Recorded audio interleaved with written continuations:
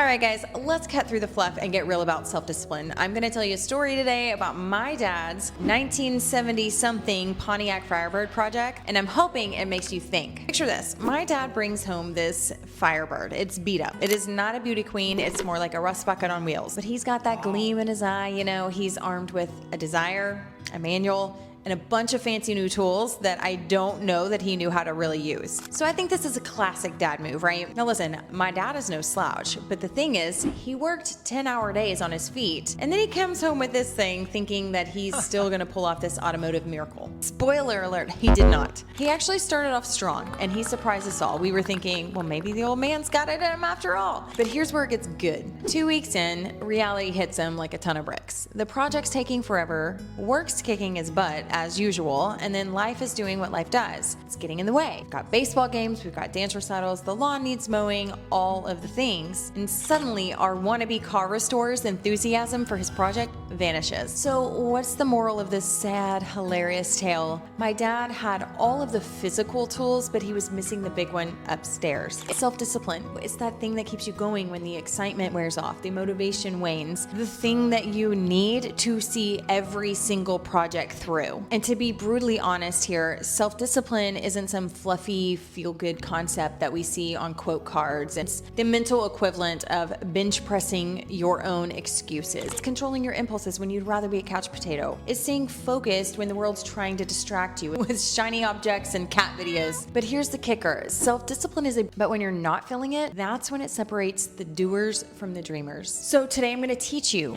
how to flex your self-discipline muscle. And as usual, I'm just going to give it to you straight. The first one, own your projects. This is your dream. It is your goal. It is your car. No one else is going to care about it as much as you do. Take total and full responsibility for making it happen. You can't sit around and wait for somebody else to push you or validate your efforts. This is on you. If you care about it, you have to be the one to do it. The second one is manage your expectations and embrace patience. Success is going to take time. There's no shortcut to achieve something worthwhile. You have to understand that your progress often will come slowly, and that is okay. What else are you going to do? Just stop and not ever get there? You have to stay committed to your goal, even when your results aren't immediate, even when they're not coming as quick as you want. You have to hang in there, and you have to keep taking the steps. The third thing is to be a problem solver. You've got to accept that challenges are inevitable when you're doing something new. Instead of complaining about them or quitting every time you hit a problem, I want you to focus on finding solutions. Every single problem that you overcome is going to make you stronger and more capable to do more. I want you to develop a mindset that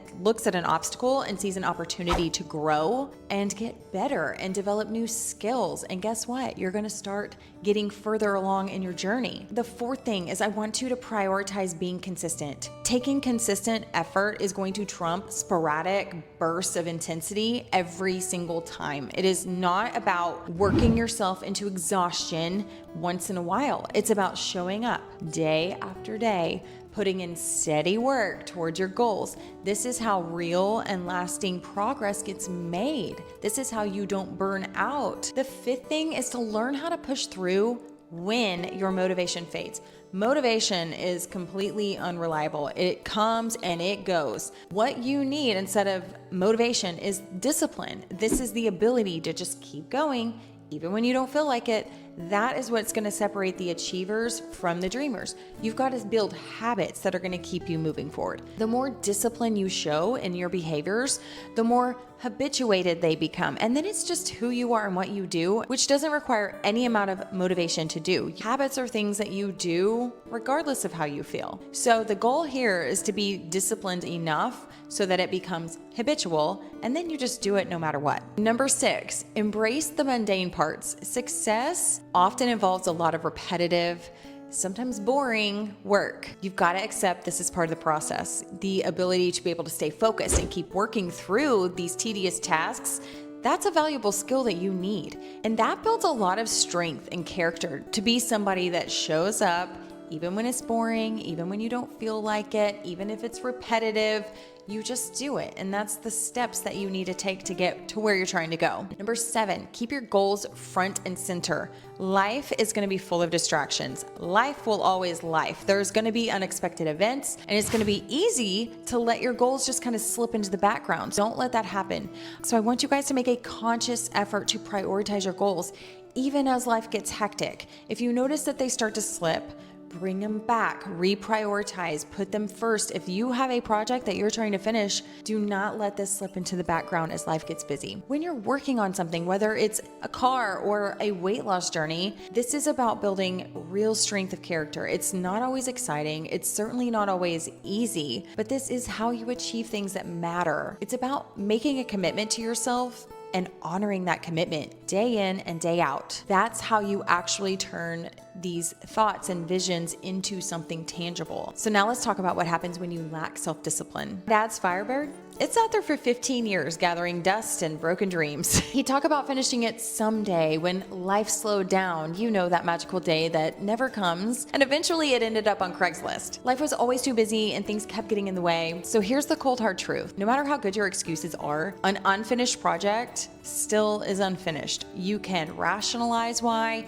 you can minimize that it doesn't matter that it's not finished, you can justify it, or you can blame other people until you're blue in the face. But at the end of the day, that project's still sitting there unfinished. Every time you step away from the project, it remains unfinished. So I want you to remember this if you are on a weight loss journey, as you roll into the weekend, this is your wake-up call. You've got to stay disciplined, even on Friday, even on Saturday, even on Sunday.